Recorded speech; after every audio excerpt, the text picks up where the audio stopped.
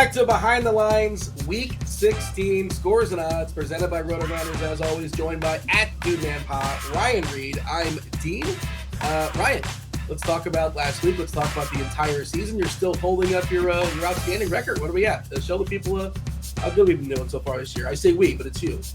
Bouncing along, not going backwards. I think that's the most important part. Last week was a little bit of a bumpy road once again, but we were just a few late breaks away from going the other way a few units. So came out the windows with 8-7, not bad. Total for the season is now 126, 89, and 6. We're still cruising along at 58.6%.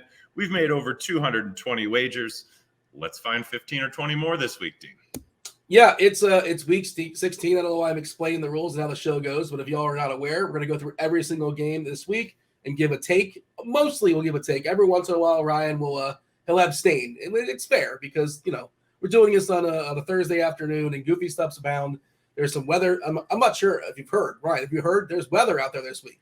I guess there's always weather, but there's weather that's worth noting. It's windy and it's cold many places, some really, really low totals.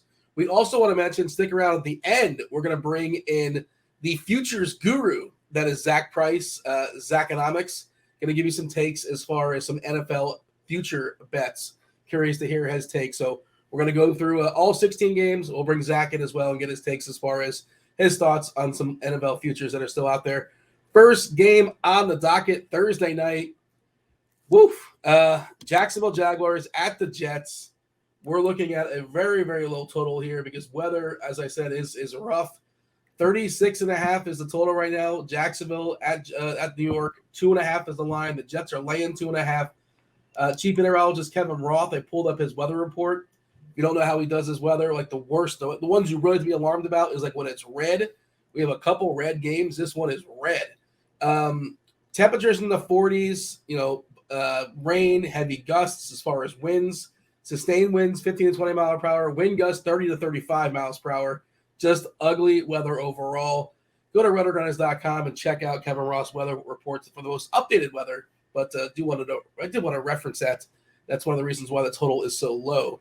Ryan, your take as far as Jacksonville and the Jets on a Thursday night? It is Thursday. We're on a short week. It's the same as every other week, Dean. Rinse and repeat. We wanted to go with the over, but you know what? The under. I think I might swerve here a little bit. This under has gotten beat down all the way from a 43 open. We're now down in the 36s. This was just 37.5 about an hour and a half ago before we prepped up for the show. Jacksonville is 4-2 against the spread in their last 6. They're 4-0 to the over in their last 4. They're on a run. Both of these teams do still need to win. I had written down under on this one. We're going to swerve. We're going to go with a player prop in this game. And everything you just said about the wind, we're going to keep the ball on the ground. It's going to be tough to score. We're going to snag this Michael Carter rushing yards prop that is overly loved by the parlay IQ with a 76% hit rate. Sorry, that's a double percent. So this number's already moving. I've seen it bump up to 23.5, maybe even the 24s right now. At worst case scenario, you're going to be able to come back on this in the mid to upper 20s and maybe hope for a middle. We do have him projected at 29 yards. So I'm just going to take this differential right now. And I think this is the best in for the game. He does only get about 5 carries a game, but let's hope that it's 6 to 8 today. And, this is always one of those props where you slip one run for 15, 20 yards and we are home free early. So that is going to be my pick for this game. And we can go right on down the list and move on because I have nothing else in that one unless you wanted to add. No, it's going to be ugly. A lot of stacked boxes and just, a lot of rain, a lot of wind. Probably not a lot of fun to watch, but I like the idea of picking a running back and hopefully, the number is low enough where, like you said, one decent run and you're pretty much there. Vikings are at home versus the Giants. Vikings coming off that the greatest comeback in NFL history, down 33-0 to Matt Ryan. One of the few games this week where we have no weather to worry about. Of course, they're in a dome. 3.5-point favorites at home versus the Giants. 47.5 is the total. I believe Minnesota has now locked up their division. All right. Yeah. So Vikings at home versus the Giants. Not a huge number. Again, kind of disrespectful if you consider their record, but also the Vikings have been kind of frauds all season long, right? Not the Giants are great. Well, I'm with you there. So Minnesota's a team that does not cover the spread. It doesn't matter if they're at home or the road. They do somehow manage to always squeeze out a money line and just never seem to get past the 3 or the 4. I'm going to take the same approach this week. New York Giants are 5-1 against the spread in their last 6. They're 8-2 in their last 10 as the dog. This team is going to perform. I don't know that I really want to mess with the over-under here this week. I'm just going to take New York Giants plus the 4. You got 4? Okay, I saw 3.5, but I guess you can chop around. Yeah, I think there's some 4s here still. Let's refresh the screen just to be sure. Some of these, we'll take the 4.5. Oh, you got 4.5 there. Take the hook. Yeah, on DK, you get 4.5. I like it. This is kind of the battle of the frauds, right? 2 of the more fraudulent teams this season when you look at the records. Yeah, sort of. Well, the Vikings just really winning all those close games make me feel like they could be just as susceptible to losing close games. Yeah. And the Giants with the way that they just, I don't know what it is. They always play every game close and they always seem to be there. So I'm just going to take that. And they're also covering the spread like a machine, whether it's home or the road. Saints Browns 32.5 is the over under. The Browns are -2.5. The Saints out of the dome. Into Cleveland. Cleveland, again, has a red, just like the Jets and Jacksonville. We're talking about 25 to 30 mile per hour sustained winds, wind gusts 40 to 50. Snow pregame or early game as well. Deep passes and field goals, they're going to be really, really difficult. And that's before considering how bad these quarterbacks are. I guess Watson theoretically has some talent. Andy Dalton on the back 9 for sure. Yeah, man, this is another one that's not going to be a lot of fun. Well, at least if you like offense, maybe watch a different game. How do you feel about this 32? I think they can't make it lower, so they won't. If this game ends I was going to say 9-6, but that assumes 5 field goals. If this game ends 10-7, are you surprised? Yeah. I will be a little bit. It's just so low. It's so low. Okay. You did say 40 to 50 mile an hour wind gusts. What was the sustained wind on that? 25 to 30. Oh, man, so it makes a lot of sense. And this number is still getting hammered. There was only maybe 132 on the board earlier. It's down to 31.5 now. They can't make it lower. I mean, can they make it lower? I don't know. Can they make it lower? They can't and they shouldn't. I mean, Parlay IQ is squarely disagreeing massively with a 68% chance out of 5,000 simulations. Well, 49.83. I'm not going to mess with this under. If it keeps moving down, I'm coming back on and over. I hear the wind, but this might be the lowest total I think I've ever seen. It's definitely the lowest total we've seen this year. So it's going to be, a lot of runs, right? Chubb looks like he's good to go for what it's worth. I feel like I saw a note that he's expected to play this week on a Thursday. Cleveland has a horrible run defense, so I guess a lot of Alvin Kamara, I suppose. Hopefully not too much David Johnson, who's still in the league. Good for him. Taysom Hill for 60 for a touchdown. Who's it? Oh yeah, sure. That can happen as well. He's gonna get involved in this game. There's something goofy, some kind of gadget to play for sure. They're gonna dial something up with him.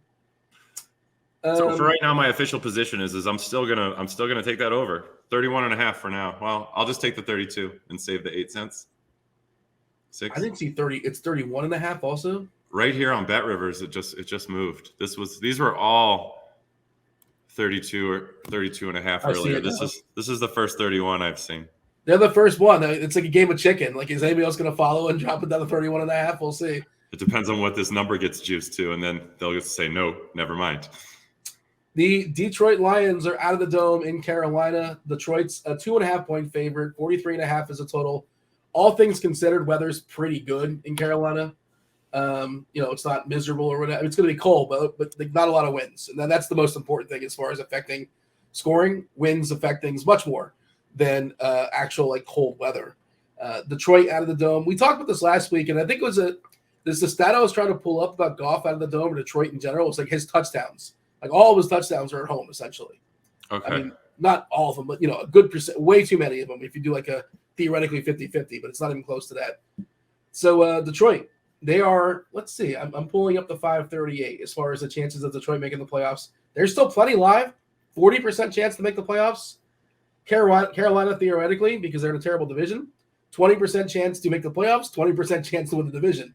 You win that division at 5-9. You're in the playoffs. And you don't you have some live tickets like 35-1 as far as that happening? 24 on Carolina, and Tampa Bay can definitely slip and let that happen. Yeah, sure. They're pretty bad too. We'll talk about them soon enough. What's our official take here as far as Detroit versus Carolina in Carolina? Just to wrap that last conversation in a bow, I'd say New Orleans probably has a better chance here. Carolina is just not good. Detroit has been covering every single week, 7-0-1 against the spread in the last 8.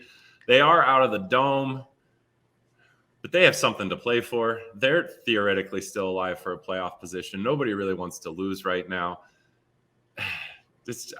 I think I'm going to take the Lions -2.5 and the under 44. Okay, next game on the docket, Bengals. Bengals are in New England. Vegas is kind of throwing their hands up on this one. A 3-point line, essentially saying they're more or less the same. 41.5 is the total. Cincinnati losing the 3. Oh, no, never mind. My bad. New England's getting the 3. Of course, that doesn't make any sense what I was saying before. Apologies. So New England at home getting 3, and the total is 41.5. What's our lean? Our lean is Cincinnati -3. Let's see. Cincinnati's 11-3 against the spread. They're 13-5-1 to the under. We've been pretty much betting Cincinnati and their spread every week. We did it again against Tampa Bay, and I actually ended up betting Cincinnati live when Tampa Bay was up 16-0. I think I only ended up getting them at like +10. I couldn't get any extra points, but +10 was enough when they ended up coming back and winning. So that's my favorite entering this is going to be Cincinnati -3, and maybe would dabble with an over-under, but I'll wait on that one. So just for right now, it's Cincinnati -3. This is kind of wild when you consider it's the Bills. The Bills in Chicago. I know the Bears' offense is pretty inept, but the Buffalo Bills are in a game that has a 40.5 total, which seems kind of wild. Again, there's some weather as well, too, as far as the issues. Not as bad as some of the other spots. Buffalo's also laying 8.5. Roth, he's deemed this one an orange. Sustained winds around 20 miles per hour, gust at 35. No falling precipitation, but could see more blowing snow and temperatures around 10 degrees. Feels like the temperature will be -10. But most concerning, 20 mile per hour winds, 35 as far as the gusts. Buffalo versus Chicago. And Chicago, they can't really throw the ball in the dome. So, yeah. Buffalo versus the Bears, where are we at? I'm just gonna skip. It's double-digit spread. Yeah. I don't like the. Well, it's 8.5 now, right? It is. But this is a wind game, so Chicago is not great. I don't expect a ton of points. I at some point, do you think the Bills are going to relax and maybe stop being as successful on offense by not letting Josh Allen run late here in the season when things are locked up, or do they really need to push right now for position? He has not thrown, for the record, like passing yards wise, has not been spectacular since the ACL. Yeah, I'm not sure if that's a correlation thing or just that's just coincidence, but it is interesting. It's 6 weeks now. I think we're starting to get more to a correlation than a coincidence. I feel like we're going to find something out in the offseason it was worse than we were let on. Let's see, 538's got the Bills. They're already locked into the playoffs. They have a 99% chance of winning the division, and they have a 49% chance of getting a first-round bye.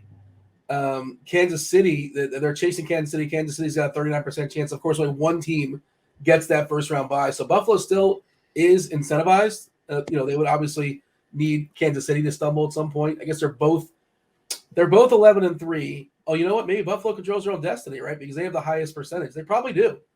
They have 49%. Kansas City's got 39%, and the Bengals have the other 12. So it's only one of those three teams that can get it. And the Bengals have one loss on both those teams. So I'm guessing, if I'm reading this right, that Buffalo just have to win out, and they get the 1 seed. And I feel like they can win this one with their foot off the gas, and Chicago maybe just puts up a low total, period. Interesting player prop. I don't know what the number is, but just it's worth noting. Justin Fields is openly talking about the record for most rushing yards for a quarterback. I think he's like 200 and change short. I'm not sure what that number is, but I feel, and like he's got nobody to pass the ball to, and like it's not how great many yards can he run after he gets his rib broken in the first quarter? Because that's what's going to happen after you make that statement. Well, I don't have that ability. I know people like to think they control the world with their words sometimes, but he can at least slide, though. He can slide, so he maybe can avoid it and get some penalties along the way. I assume he's like, there's no reason for them to play Fields unless he was like healthy enough to play. Like they wouldn't push it. I don't think they're mathematically limited. They're 3-11. Theoretically, yeah. But he already became like an elite rushing QB. He just joined Michael Vick and one other person in some category, the 1,000-yard rusher. Is that what it was? Was like Steve Young in that? This is marketing. They're selling tickets and jerseys, in my opinion. So I think they'll keep running him. You're not selling any tickets this week in Chicago. Nobody's going to this. Nobody wants. Well, not this week, for the future, and all the records he can garner is just going to help them with that. I guess. Hey, we still suck, but come watch him run. Last week, Latavius was old, but they had no other choice. I did have a little Latavius Murray in daily fantasy. I know that's not what this show is, but I did hold my nose and play a little bit Latavius Murray. Speaking of holding your nose, the Texans are playing the Titans. The 1-12-1 Texans are in Tennessee. Tennessee 7-7. They are a 3.5-point favorite. Another low total, 35.5. Tannehill's basically done over the season. Speaking of running quarterbacks, Malik Willis will be taking over. But like this game is all about Derrick Henry. I'm sure you've heard this. Everybody talks about this, how he absolutely just annihilates, pummels, smashes, whatever your adjective choice is when it comes to facing the Texans. Basically gets like 200 yards on the ground per game, which is insanity. He has 1,000 in his last 5, I believe, is what I read. Yes. Yeah, and that's going to be. Look, I'm not privy to the game plan. I'm not in the meetings, but I'm pretty sure the Tennessee game plan is let's give the ball to to Derrick Henry and let's dare Houston to stop us. And guess what? Spoiler alert: they're not going to stop him. I don't think so. Nah. I don't like this game. This is going to be a pass game, but like you were saying, the only thing I thought I might be interested in, so I came over here to see if these props had come out yet, which they have not. You're probably going to have to combine like an alternate rushing total with a Derrick Henry touchdown to get close to even money. But I think his prop is going to be so high. I don't think it'll be under 100 yards. So if you want to get him down to even 100 yards in a TD, I think that's probably the only thing I would play for this game. I was looking at Derek Carty, the blitz. I was, his projection, his median projection this week. I was looking at it yesterday, and I don't want to misquote it. Now I want to. It was somewhere like 110 or 112, which that's an astronomical number. Just to guess. That makes sense. I was expecting 110, 115. 118. There you go. That's the current number. I don't know what the Vegas number is right now, but it's probably around there, like 110, like you said. It's too high for me. And I would also guess that even though Tennessee's got a team total less than 21, that it's probably worse than even money for Henry to score. Oh, it's minus 160 is what we just had right here. Oh, okay. I didn't see that. Okay. Yeah. So, geez. Yeah, so that's what I'm saying. You're definitely going to have to do 100 yards and the minus 160 to be at like a plus 100 bet. Yeah. You're saying that Derrick Henry versus Houston's not sneaking up on anybody?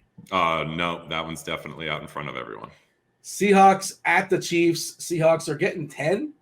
48.5 is the total here. Double digits for Seattle. Seattle's obviously overachieved this season.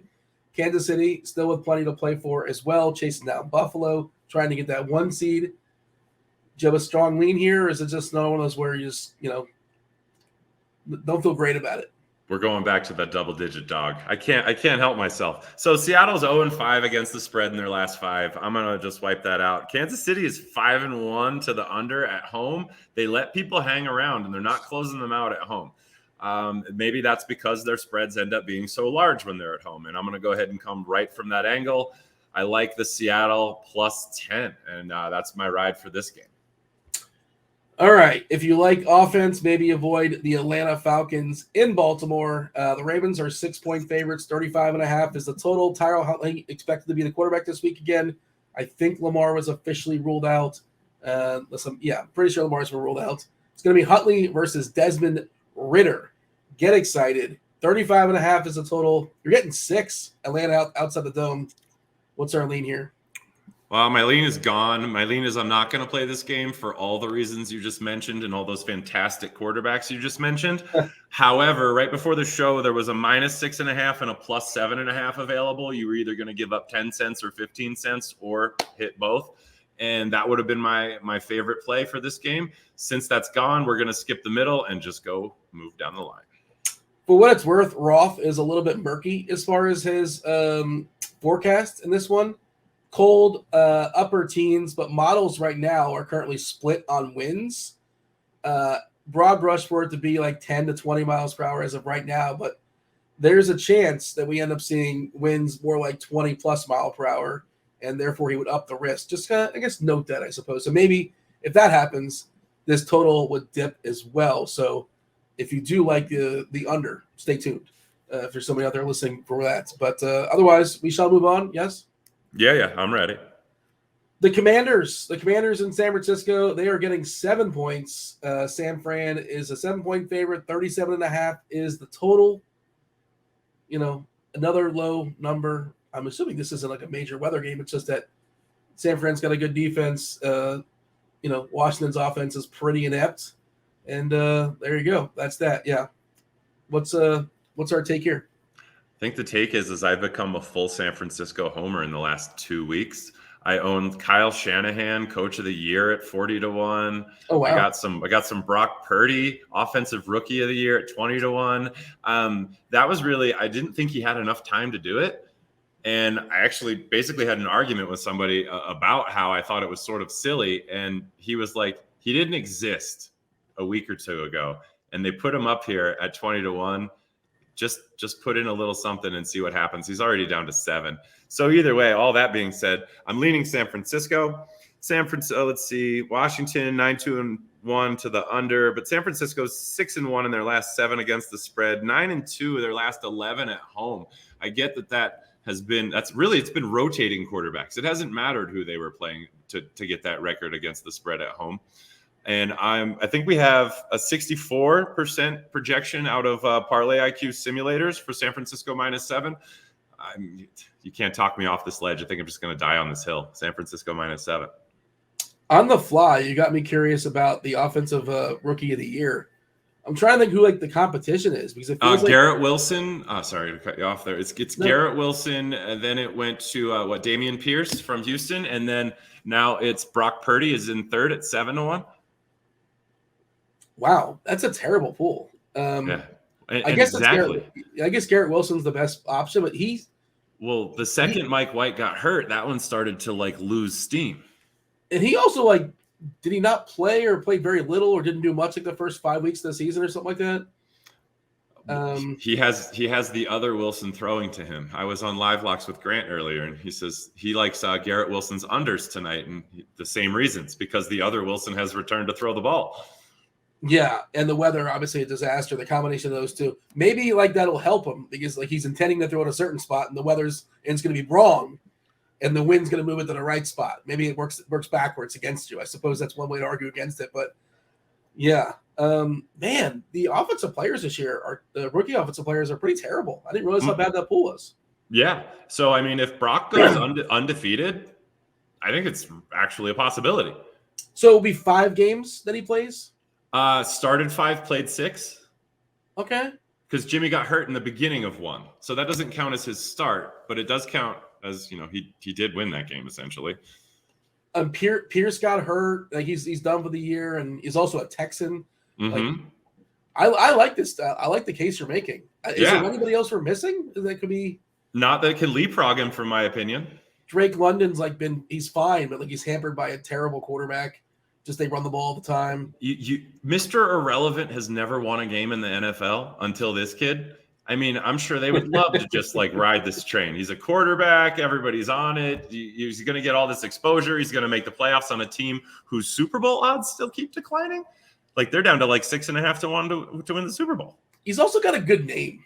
Brock Purdy sounds like a guy. If I'm writing a screenplay, and I'm writing, it's about a great quarterback, the name of my character.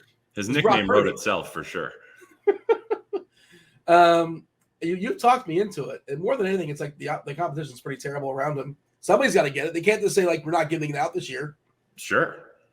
All right. We're done with the other Commanders in San Francisco. Let's talk about the Eagles and the Cowboys. Worst kept secret is that Jalen Hurts is not going to play this game. Yeah. I guess he's not officially ruled out, but come on, it's not happening. I believe he is officially ruled out now. Oh, is he? Okay. Then I missed. I know he's missed several practices. My bad.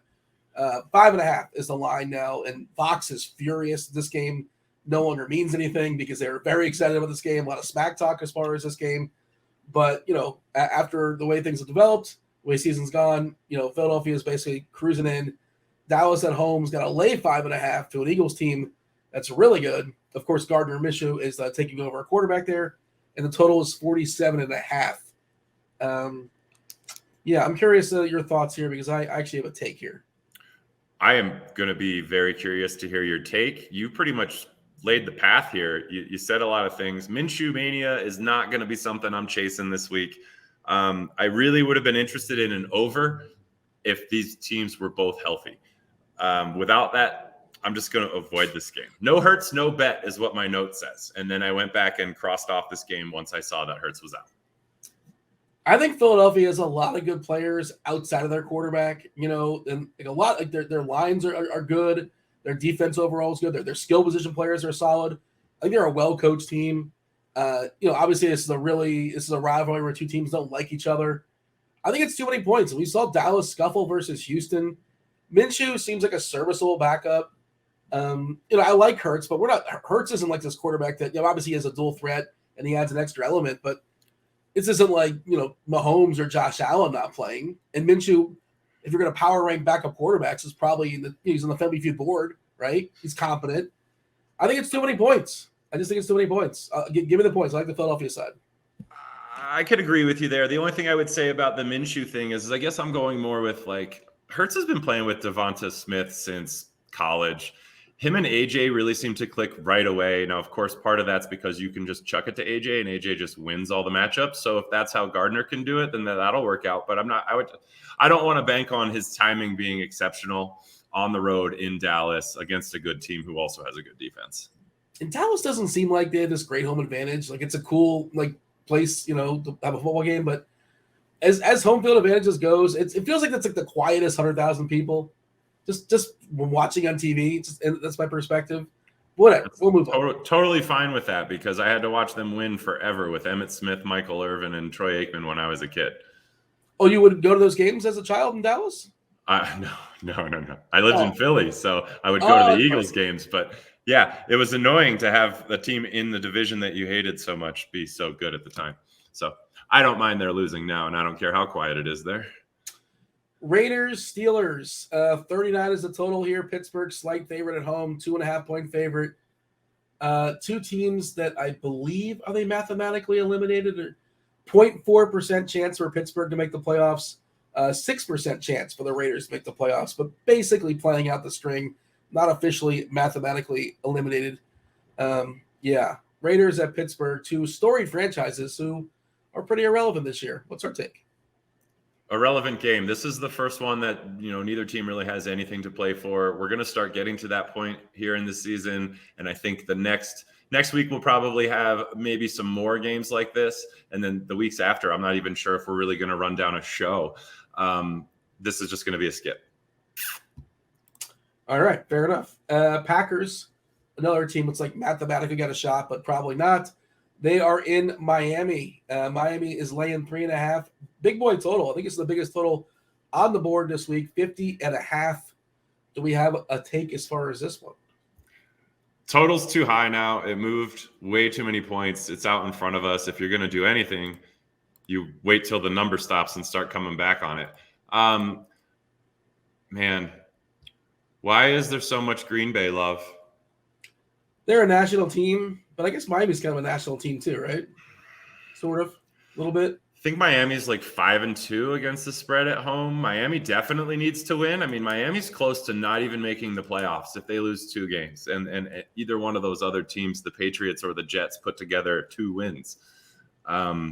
That's a long way to fall from opening the season like 7-0 or whatever it ended up being. 6-1. They were doing pretty well in the beginning, weren't they?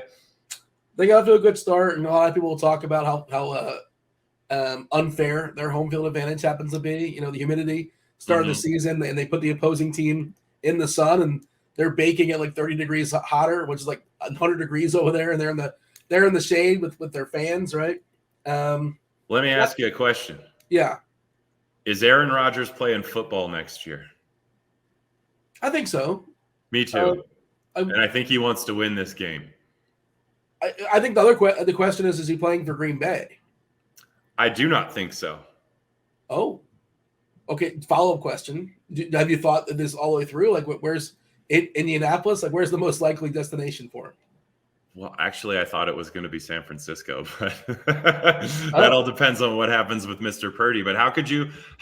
I mean, the kid would have to win you the title this year to not replace him with Aaron Rodgers. I mean, people want to make Purdy the next Brady. It just sort of lines up that way, right? You know, he gets his opportunity. Sell high. I don't know. Yeah, I mean, who knows? He could be this could be a splash in the pan, whatever you want to say it. And Shanahan's a really good coach that puts his players in good positions to win. And you can say he's a system quarterback if you want to do that. Like in Garoppolo's another guy. It's like if you throw Garoppolo on, I don't know, the Rams, you think the Rams are any better? Probably not. Slightly, because Garoppolo just makes fewer mistakes than Baker. Yeah, but I mean, you understand the point I was making. I was just picking a team and throwing a dart, but yeah, I'll be curious to see where Rodgers goes because it's rare you have a quarterback or even any player stick with a team for 15, 20 years. Don't see it too often, but I wouldn't be surprised either if he moved on. I think all the old men are on the move, but we can talk about that later. So I really do love this Parlay IQ tool, and they seem to really love Green Bay to cover this spread on the road. I'll jump on this +4 and see where that goes. I can always work my way out of it later. So my confidence level here isn't real high, but I do think Aaron Rodgers is trying to at least close out the year looking decent to try and put some film together and show that he's not dead and dust to get another job, or at least come back and be justified of his salary. Speaking of dead and dust, we got Russell Wilson and the Denver Broncos at the Rams. I mean, if I would have told you this line was 36.5 at the start of the season, you'd be like, what happened? How? Like in the dome, 36.5? But here we are.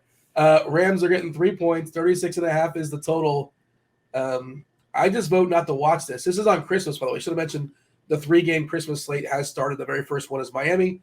This is the second one in the middle. Broncos at the Rams. Merry Christmas. What do you like? The best Christmas present of all. If it never hits again all season, who cares? We hit it once. We've almost hit it twice. We missed out by 28 seconds in Baltimore there. This might be another no touchdowns game.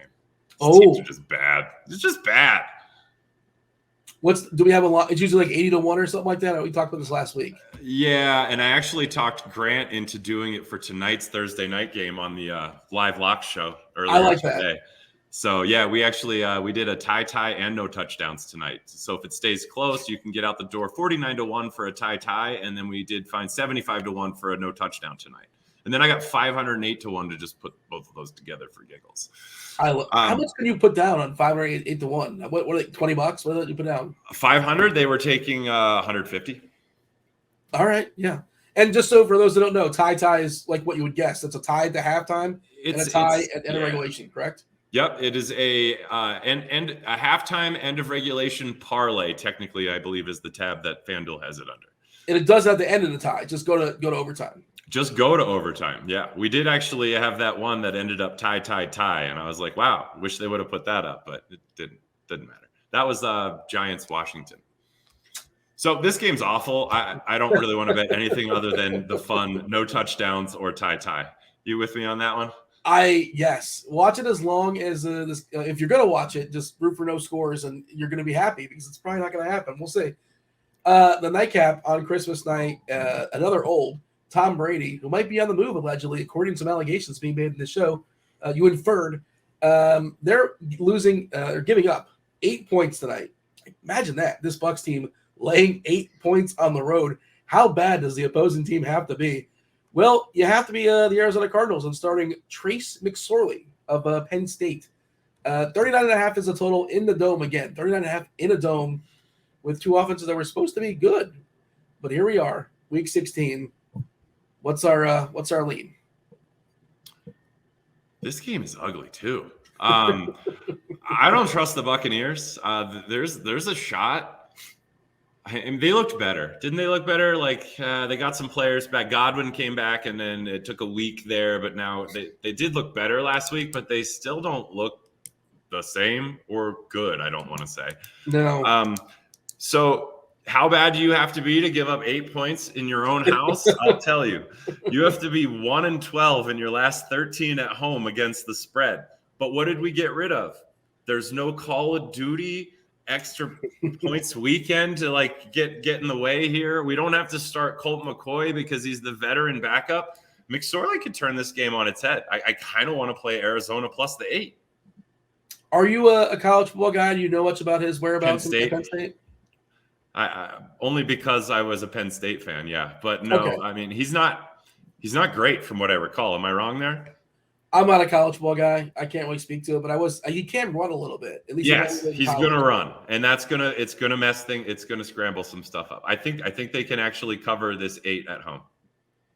Yeah. Oh wait, I thought the way you were talking, I thought you were like saying how terrible Arizona is, but they are. That's why there's like heavy dogs at home here. But I don't think the Buccaneers are a team that I can get behind at a -8 on the road.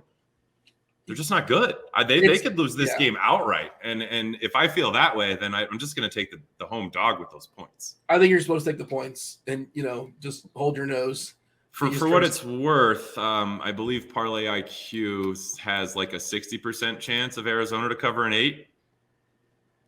Oh, it's down to 56. Did you have some weather sneak up on me there? 55% chance to go over 40. So I don't think so. Okay. So I'm gonna take Arizona plus this 8. It might be in one of these stadiums. It might be Arizona that has like side panels. They can open side panels up sometimes.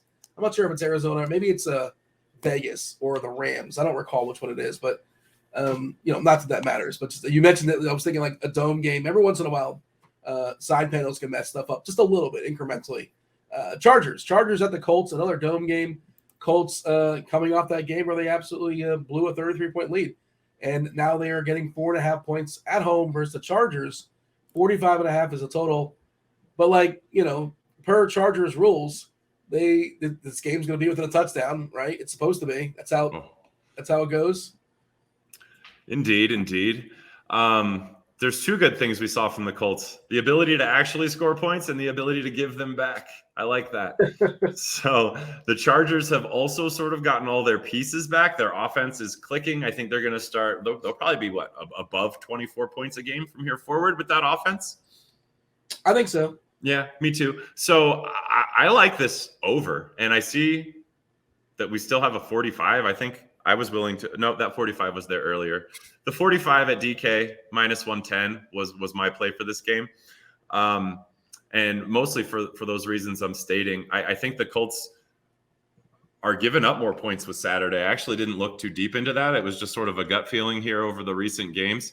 How sad is it to be Matt Ryan right now? You gave up that 28-3 in the Super Bowl, and then you became the first team to give up a 33-point lead and lose. That's a tough break. Either way. His wife was even trolling him on Twitter. It was pretty funny, I saw. Well, you got to make it fun, so that was at least nice on her part. Nick Foles of your Philadelphia Eagles is going to be quarterback. And he got benched. That was the other part of it. I'm not sure if you're finishing that or insinuating that, but he got benched as well. I think he's had enough. This might be it for Matt Ryan. I mean, I don't know if the XFL is looking in or not, but I can't imagine anybody considering it. He had a good career. Good for him. Good run. Tom Brady looks better than Matt Ryan. I'll still give him that. Yeah, I guess so. Yeah. I don't know if Foles is much of a downgrade. It might actually be an upgrade. He's a little more mobile, obviously. Deep shots. More juice. Yeah, I think it's probably better. They lost Jonathan Taylor as well, too, for what it's worth. I think it's good for the overs. Sorry. Yeah. You got anything else as far as this game, as far as the entire slate? I know we're bringing Zach in a second. I'm just going to close out with the bets that I actually like the most, and this was one of them. Over 45 in this game. I really like that one, so that was one favorite. My second favorite is going to be that 32 total in Cleveland. I know there's wind, there's weather. Man, it just seems too low.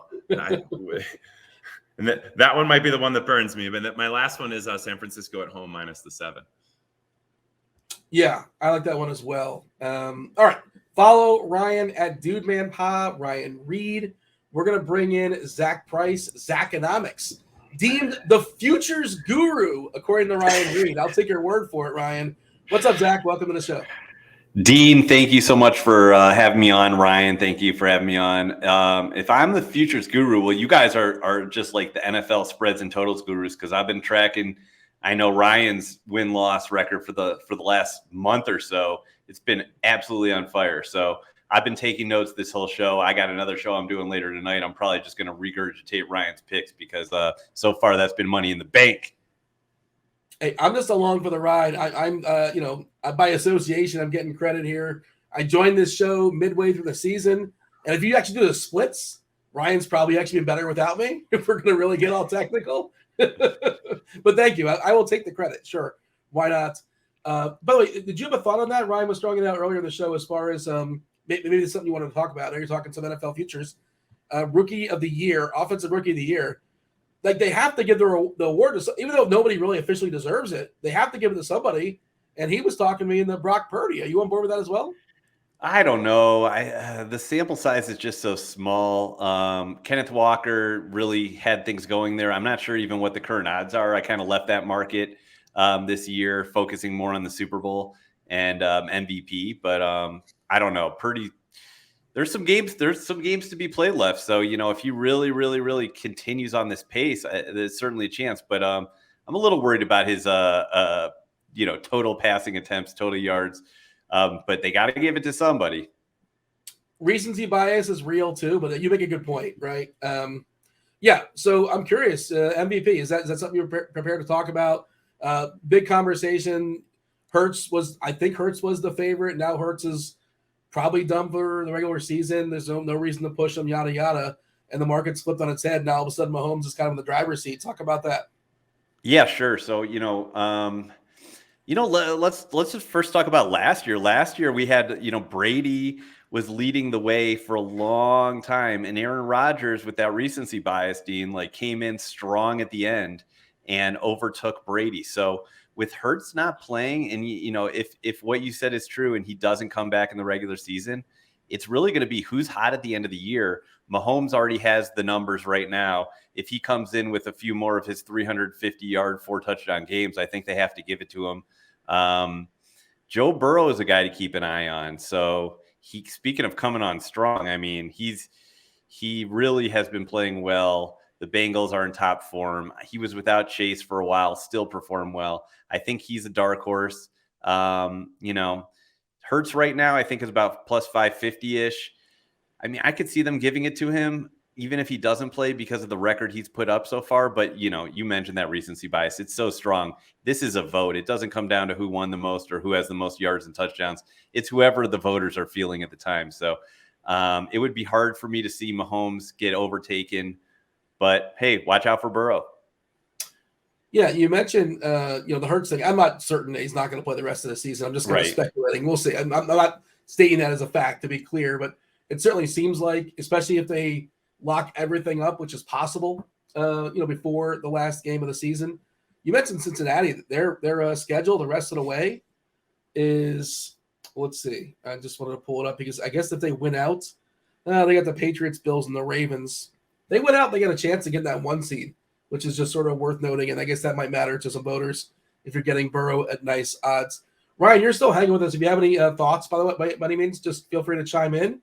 Otherwise, what else do you have here, Zach, as far as other futures bets that wet in your whistle? Well, let's talk about the Super Bowl. I mean, again, I like to look to the past to try to figure out, what's going to happen. I do futures for all sports, Dean, NBA, and some baseball and golf and NFL. NFL is just a different animal. You can never say that the favorite's going to win it all when we're playing 1-game playoffs, versus the NBA, which is a 7-game series and the cream rises to the top. We saw Cincinnati last year as a wild card barely beat the Raiders on the last play of the game, barely beat the Titans on kick.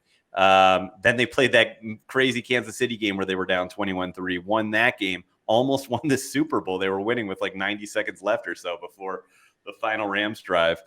So I'm going to look down the list. I'm not going to, at this point in the year, if I'm starting out at this point in the year, I'm not going to go after the Bills, the Eagles, the Chiefs even. Now, the 49ers are interesting, but again, we don't know who their quarterback's going to be in the playoff. If it's going to be, the last pick in the draft or if it's going to be Jimmy G, who also has had his issues in the playoffs. So I'm going to look down the list. So a couple teams that stand out to me right now, and I know, the viewers are going to be all over me on this one because I know a lot of the experts are. Well, the Minnesota Vikings are 25-1. Now, their stats, comparisons aren't great. They've played not great against some bad teams, but they've ended up winning these games. I know they got blown out by Dallas. They've ended up winning these games to keep that amazing record at whatever it is right now. I think they're about 10-3 or so. They have a veteran quarterback, a great running back, the best wide receiver in the game. With that combo right there, they're a dangerous team in any one game situation. In any given Sunday, they've got that division crown wrapped up. So I think at 25-1, I don't know. Maybe Hurts comes back rusty.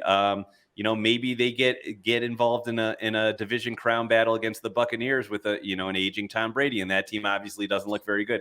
I think the value is there with Minnesota. Another team is the Buccaneers. They're 33-1, and they've been awful. They're below 500, but it almost seems like they're going to win that division. And if you get Tom Brady in the playoffs, we're starting the season over. So if you're going to give me Tom Brady in like a 4-game tournament at 33-1, I've got to take a flyer on it. He's been to, I think, 50% of the Super Bowls in the last 14 years. I think he's been to 7 Super Bowls. So, just looking at value, 33 on Tampa and Brady, assuming they're going to win that division, host a playoff game. Minnesota. Now, if we go to the AFC, everyone wants to see Kansas City, Buffalo. If we don't see Kansas City, Buffalo, everyone wants to see Burrow against Mahomes again, see if Burrow can do it 4 times in a row. I'm looking at down the board, I'm looking at the Ravens. So you mentioned they played the Bengals last week of the year. That could be for the AFC North.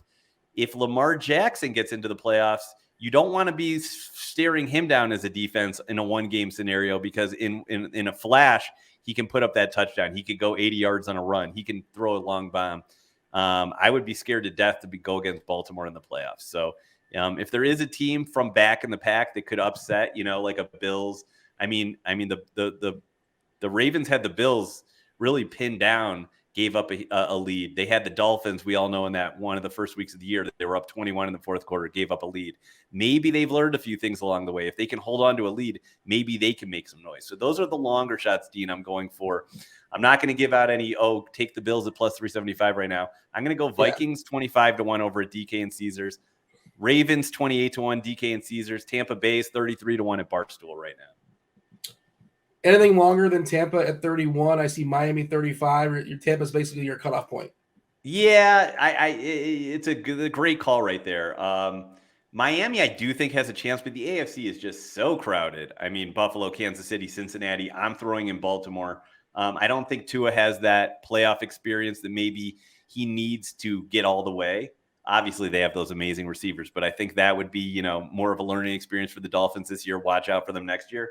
After we pass Miami, I'm seeing like the Titans without Tannehill. The Jaguars are coming on strong. If you do want to take a crazy long shot, I think the Jaguars might be your bet. Lawrence is playing great. If we can call him the Burrow of last year, one of these young number 1 picks that just the ceiling is the sky. Lawrence would be a guy I think who has the potential to surprise, win a couple of last-second games like Burrow did, maybe get all the way. I just don't see it happening. So I'm going to cut things off with Tampa at 33, Baltimore at 28. I'm going to stay away from the Chargers, Dean. Again, I think they need that playoff experience. They have that great D-line, which is huge. But I want to see Herbert play in a few playoff games first. You got anything else as far as futures? That's all I'm going to give out on the show right now. Anyone can follow me at Zachonomics. I put out my futures plays. I've got the Eagles at 50-1 preseason. I've got the Cowboys at 100-1 when Dak got injured. But, I make my boo-boos as well. I got a little too heavy on the Packers. Again, the Packers still could be a crazy dark horse to get in there, but we got to wait to see if they actually make the playoffs before putting some money down. Ryan, I see you're still hanging out. You got anything to throw in here as far as this conversation, or you're just kind of taking it all in? Just taking it all in. Sorry, a little bubble just popped up in front of my unmute. Cost me a few seconds there. Yeah, I got nothing else to add. I was just sitting back and making some notes off of the Futures Guru, and there's some things I'll probably look at here after the show and see if there's anything we can get on top of before the playoffs and the end of the seasons. Yeah, my apologies. I didn't mean to catch you off guard. That was the Behind the Lines week. Cool to bring in Zach at Zachonomics on the old Twitter. Ryan is at DudeManPa. I am at DFS_Almanac. That was Behind the Lines week 16. We do appreciate you all watching. Good luck this week. Happy holidays. Merry Christmas. Enjoy yourself. Take something down. Win some money. We're out of here. Oh.